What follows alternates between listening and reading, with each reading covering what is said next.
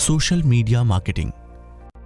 हर भाग में मिलने वाली जानकारी से हमें मार्केटिंग के विषय में बहुत कुछ नया पता चल रहा है।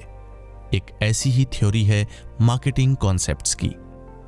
एक हाथ की उंगली में अगर अंतर होता है तो फिर अलग अलग कंपनीज में मार्केटिंग के तरीके और उसके लिए बनी योजनाएं भी तो भिन्न होंगी। इसलिए लेखक ने कुछ महत्वपूर्ण मार्केटिंग कॉन्सेप्ट्स के बारे में हमें अवगत कराने की कोशिश की है, जिसमें सबसे पहला है प्रोडक्शन कॉन्सेप्ट। ये सबसे पुरानी बिजनेस तकनीक है। इसमें मार्केटर का पूरा ध्यान इस बात पर केंद्रित रहता है कि वो जितना हो सके अपने प्रोडक्ट को सस्ते में बनाए और बेचे। इससे न ही बनाने वाली कंपनी को नुकसान होता है और न ही खरीदने वाले ग्राहक को, बल्कि इस तरह की सोच से सालों से कंपनीज ने काफी मुनाफा कमाया है। इसके बाद आता है प्रोडक्ट कॉन्सेप्ट, जिसमें आती हैं वो कंपनीज जो आजकल स्टार्टअप्स के नाम पर किसी एक शौक के प्रोडक्ट्स को बेचने का लक्ष्य बनाती हैं। इनके लिए अधिकतर अपने प्रोडक्ट को बेहतर बनाने का ऐसा उद्देश्य रहता है कि ये उससे ही मार्केट में अपनी पहचान बनाने की कोशिश करते हैं।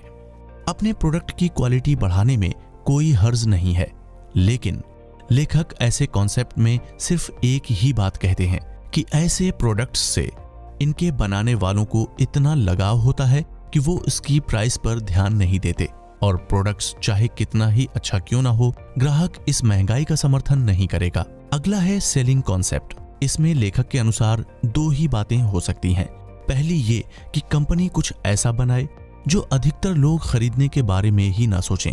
इससे यही समझा जाता है कि ये एक बड़ा हार्ड रिस्की सेलिंग कॉन्सेप्ट हो सकता है, क्योंकि जब आप मार्केट और ग्राहकों की जरूरतों को समझे बिना प्रोडक्ट बनाते हैं तो ये खेल बिजनेस के हिसाब से खतरनाक हो जाता है। पर वहीं अगर कुछ ऐसा बनाए जिसकी डिमांड बहुत अधिक और सेलिंग फैक्टर भी ज्यादा हो, तो सेलिंग कॉन्सेप्ट बिजनेस को एक नई बुलंदी पर लेकर जा सकता है।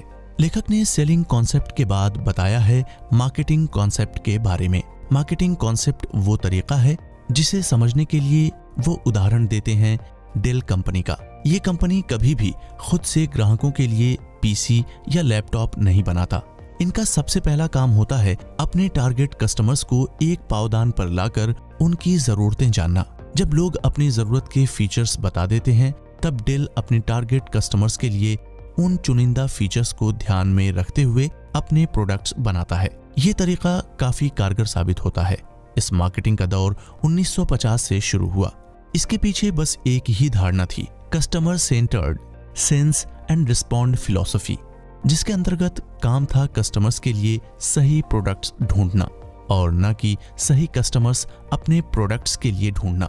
इसी उद्देश्य को आज तक अधिकतर बिजनेस के नजरिए से अच्छा और सटीक माना जाता है। एक छोटी लेकिन फिर भी अहम अंतर है सेलिंग और मार्केटिंग कॉन्सेप्ट में। सेलिंग कॉन्सेप्ट बेचने वाली की जरूरत पर ध्यान देता है और वहीं मार्केटिंग कॉन्सेप्ट खरीदने वाले ग्राहक की जरूरत पर इन तरह तरह की मार्केटिंग को अगर हम अलग अलग लेकर चलेंगे तो आपको नहीं लगता कि किसी एक के लिए वो कुछ खास फायदेमंद नहीं होगा। इसे ऐसे समझें कि अगर एक प्रोडक्ट किसी फला कंपनी का सपना हो तो उसको बनाने में लगने वाली मेहनत की कीमत बस मार्केट के लिए कम देना कंपनी के साथ गलत होगा। दूसरी तरफ अगर एक कंपनी अपने प्रोडक्ट को लोगों तक पहुंचाने के लिए सिर्फ अपने प्रोडक्ट पर ही काम करती रहे और उसमें लगने वाले पैसों को प्रोडक्ट की प्राइस में जोड़कर उसे महंगा बना दे, तो ये ग्राहकों के साथ नाइंसाफी हो जाएगी। ऐसे में 21वीं सदी तक आते आते मार्केटिंग को मिला एक और कॉन्सेप्ट।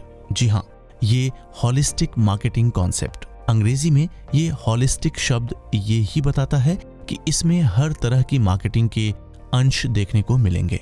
यानी सभी पुराने कॉन्सेप्ट्स की अच्छी बातों को उठाकर एक नया कॉन्सेप्ट तैयार किया गया, जिससे किसी भी एक पार्टी को नुकसान ना हो।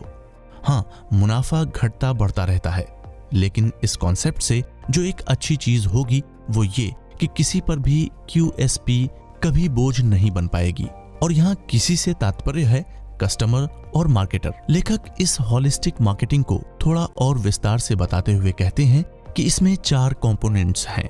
पहला है इंटरनल मार्केटिंग, दूसरा है इंटीग्रेटेड मार्केटिंग, तीसरा परफॉर्मेंस मार्केटिंग और चौथा रिलेशनशिप मार्केटिंग। पहले तीनों को समझने से पहले लेखक आते हैं रिलेशनशिप मार्केटिंग पर। वैसे इसमें ऐसा क्या खास है, ये समझने से पहले जानते हैं इसके कंपोनेंट्स के बारे में।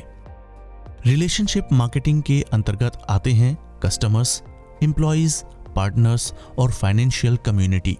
लेकिन बिजनेस में इन सब का क्या हाथ है और उसे इस रिलेशनशिप मार्केटिंग का क्या ताल्लुक है, ये समझने के लिए हमें ध्यान में रखना है कि आज भी भरोसा, ईमानदारी और अच्छा व्यवहार हर तरह के बिजनेस को बहुत फायदा पहुंचाता है। कितने ऐसे लोग हैं जो एक दुकान या ब्रांड के पीछे सिर्फ इसलिए भागते हैं क्योंकि वहां उनका संबंध सालों से होता है, और इस संबंध के पीछे जो है वो है रिलेशनशिप मार्केटिंग। इस पहलू को बेहतर समझने के लिए बात करेंगे इस पर अगले भाग में, लेकिन उससे पहले आप अपने फीडबैक हमें जरूर लिखें। बाकी चर्चा के साथ जुड़े रहें सिर्फ कुकू FM पर।